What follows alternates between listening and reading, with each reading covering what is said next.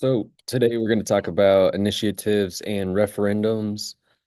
These are both super interesting parts of government. I think, especially when you consider how they affect Arizona, state of Arizona in particular. But to start things off, we're just going to talk about the definitions. So a referendum is defined as the practice of submitting to popular vote a measure passed on or proposed by legislation. So basically, a law that has been passed will get moved to the public and give them a chance to voice their opinion and give their insights on whether they want the law to be passed or not as well. An initiative is a bit different. It is defined as a procedure enabling a specified number of voters by petition to propose a law and secure its submission to the electorate. So basically, this begins with the citizens. They're the ones that propose the law through petitions, and this really gets them to voice their opinions on the changes they want to be made on a day to day. So, what do these terms mean? A referendum, it's a process where a law that has usually already been passed gets submitted to the public for a vote. So, in this case, in the case of a referendum, it is initiated by the government and then moved to the public for their opinion. Um, on the flip side, an initiative, you can kind of take the word initiate out of that, obviously, which means the public is the one that is creating this idea. They're coming up with this new idea and then putting it to in the hands of the government, right?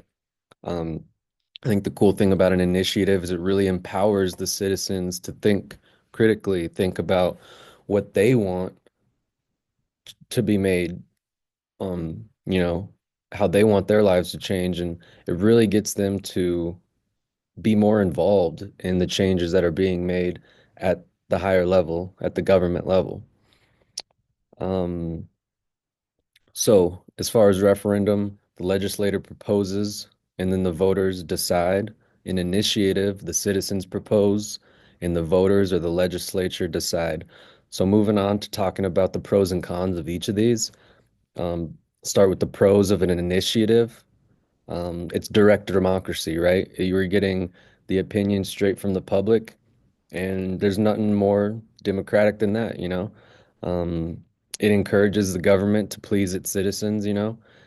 I think that this would make that relationship from government to citizen closer because they feel like they're a part of it. They feel like they can make changes just as much as the government. It gives the government and it gives the citizens a sense of control, which I think is huge. And furthermore, this can help innovate democracy. Um, Democracy doesn't always have to be coming from the higher ups, coming from the government. This is completely new and it's allowing the citizens to really get involved. The cons of initiatives, I would say there's a certain level of risk that comes with it because you never know what the public is going to come up with and propose. They could propose something that is quite preposterous and not beneficial to society whatsoever. And that there's a bit of a risk to that for sure. Um, Another con for initiative would be that it can lead to laws in favor of the majority, which ultimately leads to an underrepresentation of the minority. So, consistently, the laws that will be proposed by the citizens will come from the majority. This means that the minority, the people that have different opinions, probably won't be able to propose many laws because they won't get that amount of signatures on their petition. But, that's just how it goes.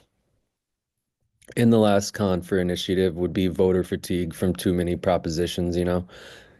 It would stink to have, you know, a new law being proposed every other day and people are having to come in and decide on it and argue, and that just leads to so much fatigue within the system. So, I think maybe if there was a way to have some type of system where a law has to go through some certain steps before it even reaches the level of government contact, that could help legitimize all the propositions that do come. Moving on to referendums, the pros of a referendum is that voters can appeal laws to check the government, So if, after a law has been passed by the government, it goes to the people and they can decide if they want it or not. Does this truly benefit us or is this going to hurt us? And, they can then voice their opinion. Um, it encourages public engagement, right? So if the citizens don't have any voice in this decision at all, then they might be separated from what's going on. They might not even be paying attention to the laws that are getting created because they ultimately have no matter in this situation, right? So it really encourages the public to be involved, be on top of, the current events and things that are going on. And, ultimately, I think that's good for society. Um, And another pro for referendums is the decisions made through referendums can carry strong public support, so the laws that do get passed at both the government and the people level, um, they would carry a lot of support from those citizens because it has gone through those multiple checkpoints. The cons for referendums, I would say complex policies get reduced to a simple yes or no. There's some of these policies are pages and pages and so complex that the public might not even fully comprehend and understand what all the dynamics to this law is. And you have all these dynamics to the law that basically just gets boiled down to a yes or a no.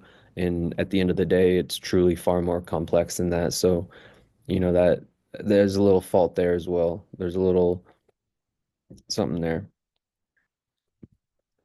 Moving on, so the question is how they support the idea of direct democracy as outlined in the Arizona Constitution. Well, it simply gives the people a direct role in changes that are being made. So that is as direct democracy can get. Um, for initiatives, citizens can propose new laws or amendments to the Arizona Constitution by gathering a required number of signatures from registered voters. Um, Once this qualifies, the proposal is placed on a ballot for public vote, bypassing the legislature. So this empowers citizens to directly create laws and influence governance, and that's as democratic as it can get. For referendums, voters can challenge laws passed by the legislator by petitioning to put the law on the ballot for approval. This ensures that citizens have a check on legislative actions and can directly voice their opinions on specific laws. I like referendums because it lets the government do their job of coming up with laws. That's what they're good at. That's what they went to school for.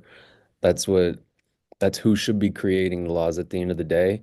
But then it also is letting the people voice their opinion once those laws are created by the professionals, right? Ultimately, I'd say both processes embody the idea of direct democracy to a point.